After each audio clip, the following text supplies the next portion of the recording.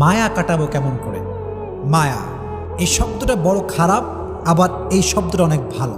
এটা দুটো সাইড আছে।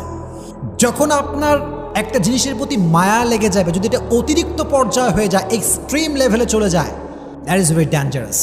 কারণ মায়াটা মানুষকে তিলে তিলে তিলে শেষ করে দেয় মানুষের জীবনটাকে।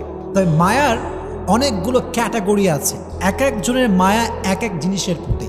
কারো মায়া টাকার প্রতি, কারো মায়া বাড়ির প্রতি, কারো মায়া বইয়ের প্রতি, আবার অনেক যুবকের মায়া হচ্ছে গার্লফ্রেন্ডের প্রতি। আছে না নাই? এক একজনের মায়ার সোর্সটা এক এক রকম। অনেক যুবক আমার মেসেজ দেয় যে হুজুর, হুজুর কি যে কষ্ট জীবনে, একজন মেরে ভালোবাসছিলাম হুজুর, হাতে আমারে বাদ দিয়ে আরেকজন বিয়ে করে ফেলছে, জীবনে কষ্টের শেষ নাই। তো ওই যে মায়াটা লেগে যায়, ওই মায়াটা ওভারকাম করতে পারে না। দ্যাটস ওয়াই দেখবেন আপনি যখন কোনো যুবকের দিকে তাকাবেন, আপনি জাস্ট এটা ইমাজিন করবেন হি ইজ টোটালি ডিপ্রেসড, তার লাইফে সুখ বলতে কিছু নাই। কেন? ওই যে মায়াটা আমাদেরকে শেষ করে দেয়। তবে ছোট্ট একটা বাক্য বলি।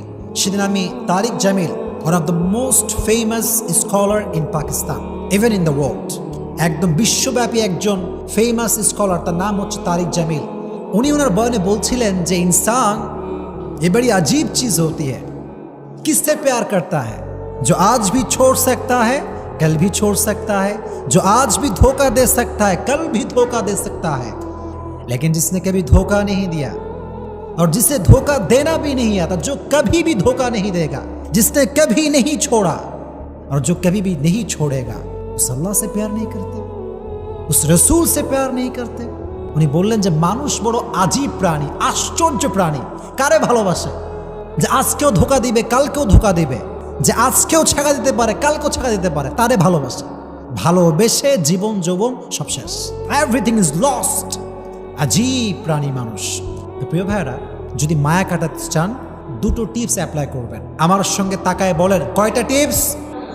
দুইটা। মাশাআল্লাহ। এক নাম্বার, ছোট্ট একটা আয়াত শেয়ার করব। এই আয়াতটার অর্থ যার মনে থাকবে, তার পৃথিবীর কোনো জিনিসের প্রতি মায়া থাকবে না, খুবই সহজ হয়ে যাবে।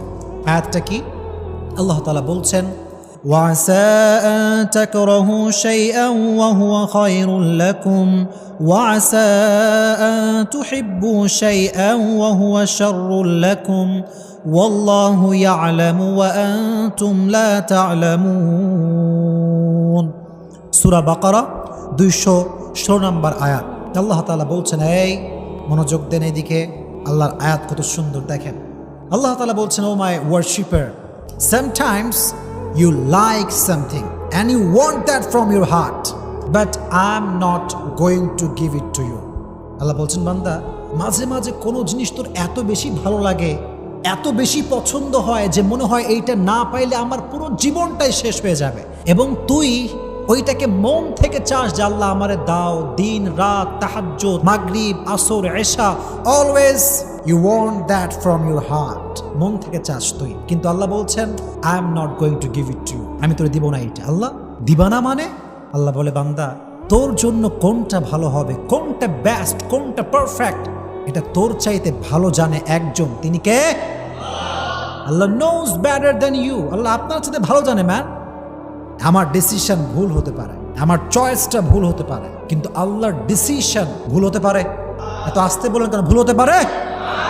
It's quite impossible. Just wait. ওয়াসা আন তাকরাহু শাইআন ওয়া হুয়া খায়রুল লাকুম, এটা প্রথম আয়াতের ট্রান্সলেশন করছি এবার। And sometimes you dislike a thing and you don't want that from your heart. Oh my Lord, I really dislike it, I don't want it. Allah said in Quran, I'm going to give it to you. Why? I don't like it, Allah said, oh my worshipper, what is good, what is bad, what's your future? I know better than you. আল্লাহ বলছে, গোলাম, তোর এটা অপছন্দ, এটা আমি বুঝতে পারতেছি, তুই মনে করছিস এটা তোর জন্য ভালো না, কিন্তু আমি জানি এটা তোর জন্য ভালো হবে, বিকজ ইন ফিউচার